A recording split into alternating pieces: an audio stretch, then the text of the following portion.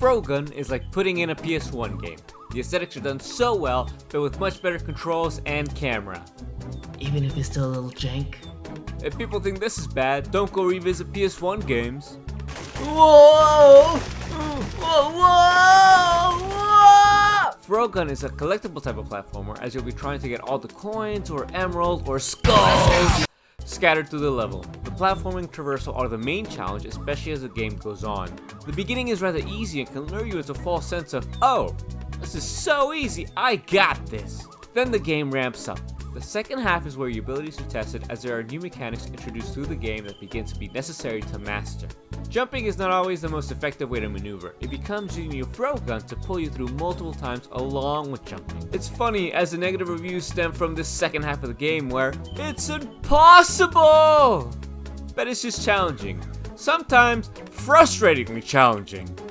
There were many instances where I kept repeating a section, sometimes even making the same mistake over and over again, inching my way closer and closer to conquering the challenge. Too many of these and you can feel a little worn down. That's why sometimes you just need to put the controller down and go do something else. Go for a walk, read a book, go to the gym, get a bite to eat, watch a movie.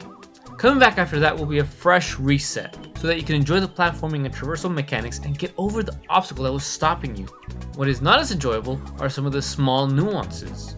Like the enemies, they're mostly there to be a nuisance, with some just having a set path that they follow, up and down and up and down.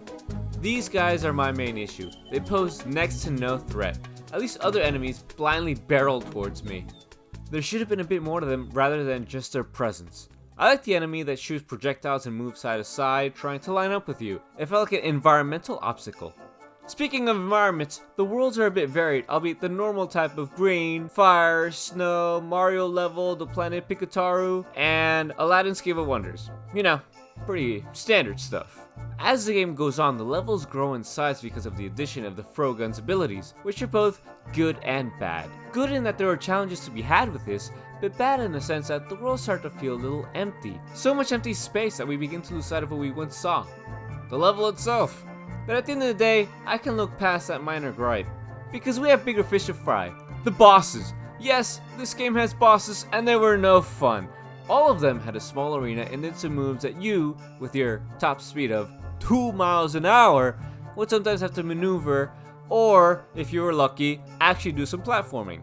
I'd rather do the race levels, at least then it plays more to the game's strengths, but I would have liked the levels to have been designed for them. They feel like just normal levels that we're racing through instead of obstacle course levels where it's designed to be a challenge and a race to the finish. Don't make me go back and backtrack to get the coins and emeralds that I missed. Just don't have them in those levels. Make the race the only goal of that stage.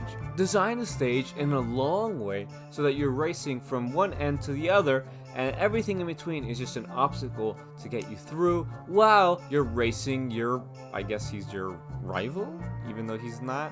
But either way, it'd be a good change of pace, and for just a level, we can forget about everything and just platform and Frogun to the max.